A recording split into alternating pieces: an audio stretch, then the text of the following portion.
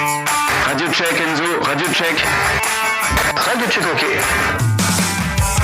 Bienvenue sur le Motor Club Quiz. Drivers, start your engine! Présenté par Enzo. Bienvenue dans le podcast du Motor Club pour un quiz de 10 questions spécial 110 ans du rallye de Monte-Carlo. C'est l'événement automobile rituel du début d'année juste après le Dakar. Depuis 1911 et sa création par les monégasques Gabriel Vialon et Anthony Nogues, le Monte-Carlo est tout d'abord un rallye de régularité. Sa particularité est, jusqu'au milieu des années 90, son parcours de concentration. Les villes de départ étant réparties aux quatre coins de l'Europe. Les équipages se rejoignent en un point unique afin de rallier par un parcours alors commun Monaco. C'est le théâtre de l'éclosion de superbes carrières de pilotes et de rebondissements incroyables, comme seul sait nous le faire vivre le sport automobile. Allez, c'est parti pour le quiz! Question numéro 1. En 2021, l'Automobile Club de Monaco commémore les 110 ans du rallye de Monte-Carlo. Mais combien d'éditions ont réellement eu lieu depuis 1911 ? 80 ? 89 ? 101 ? Ou 110 ? Réponse 89. Il y a eu plusieurs interruptions depuis 1911, de 1913 à 1923, puis de 1940 à 1948, sans oublier les éditions 1957 et 1974. Question numéro 2. Pourquoi le Monte-Carlo a été annulé en 1957 et 1974 ? Crise pétrolière ? Faute de participants ? Grève nationale ? Ou inondation ? Réponse : crise pétrolière. En 1957, c'est la crise de Suez et les bons d'essence manquent pour les concurrents. Et en 1974, l'interdiction du sport automobile est instituée en France à la suite du choc pétrolier de 1973. Il s'agissait d'une mesure d'économie d'énergie et de réduction de la dépendance des pays producteurs de pétrole. Question numéro 3. Quel est le constructeur le plus titré au Monte-Carlo ? Hotchkiss ? Citroën ? Lancia ? Ou Ford ? Réponse : Lancia avec 13 victoires.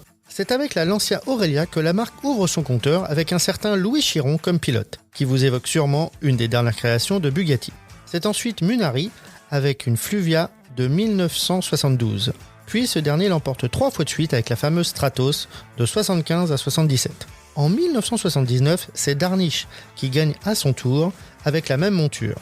La 037 gagne en 1983 avec Walter Röhrl. Puis c'est au tour de la légendaire Delta Intégrale qui gagne 6 fois durant sa carrière aux mains des célèbres Toivonen, Biazion, Sabi et Oriol. Question numéro 4. Sébastien Ogier peut cette année remporter son 8e Monte-Carlo et détenir seul le record absolu de victoires. Mais qui est aujourd'hui ex-aequo avec lui avant l'édition 2021 ? Munari ? Loeb ? Mäkinen ? Ou Walter Röhrl ? Réponse : Sébastien Loeb. Il remporte les éditions 2003, 2004, 2005, 2007 et 2008, 2012 et 2013 sur Citroën. Question numéro 5. En quelle année Jean-Louis Trintignant participe à son premier Monte-Carlo ? 62, 66, 77 ou 82 ? Réponse : 1966. Jean-Louis Trintignant dispute pour la première fois ce rallye en 1966 et une longue séquence de la course est reprise dans l'incontournable film Un homme et une femme. Il y retournera 4 fois de plus en 1977, 1981, 82 et 84. On reprend son souffle et on fait une pause avec l'incontournable tarte aux pommes du Monte-Carlo et on repart pour les 5 dernières questions de ce quiz.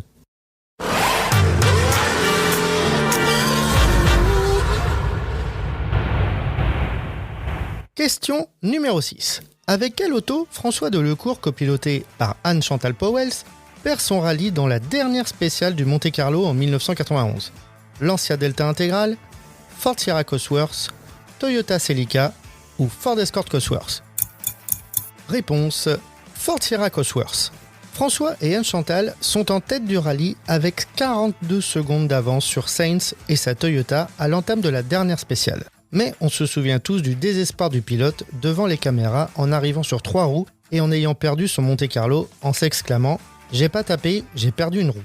Il remportera enfin cette épreuve sur une Ford Escort Cosworth en 1994, mais sans sa partenaire de toujours, Anne-Chantal Pauwels. Question numéro 7. Quel est le surnom de François Delecourt ? El Matador, Frentar, pied gauche ou godasse de plomb? Réponse Frentar. Il commence sa carrière de rallyman en 1981. Durant ses 10 premières années, il est copiloté par Anne-Chantal Powels. En 91, il est enfin recruté par Ford et passe professionnel.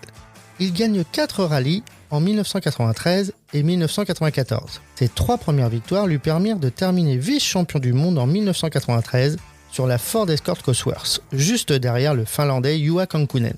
Il participe aujourd'hui au développement de l'Alpine RGT de rallye. Question numéro 8. Sur quelle voiture Johnny participe au Monte Carlo 67?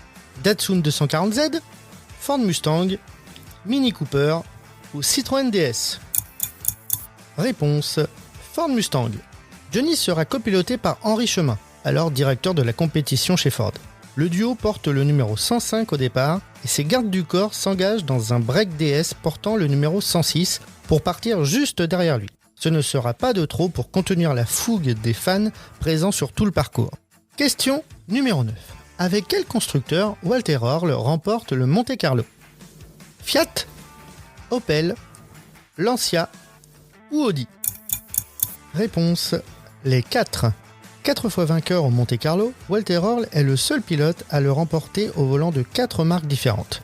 Tout d'abord sur la Fiat 131 Abarth en 1981, puis l'Opel Ascona 400 en 82, la fabuleuse Lancia 037 en 83 et l'Audi Quattro en 84. Question numéro 10. En quelle année est créé le Monte Carlo historique? 1990, 95, 98 ou 2000? Réponse 1998. C'est le championnat du monde des rallyes de régularité. C'est le rallye comme à l'époque, incluant le parcours de concentration qui ne se fait plus aujourd'hui dans le rallye moderne. Malheureusement pour cette année, à la suite du renforcement des mesures sanitaires sur le territoire français, notamment l'extension du couvre-feu à tous les départements traversés et les difficultés liées à la fermeture des structures d'accueil, la décision a été prise par le comité d'organisation d'annuler la 24e édition du rallye Monte Carlo historique, qui devait partir de Monaco le 30 janvier prochain. C'est tout pour aujourd'hui, rendez-vous la semaine prochaine, merci beaucoup. Le Motor Club Quiz, c'est tout pour cet épisode. Abonnez-vous au Motor Club Quiz sur votre plateforme d'écoute favorite pour ne manquer aucun épisode. Et partagez-le sur les réseaux sociaux. Rendez-vous tous les jeudis à 17h.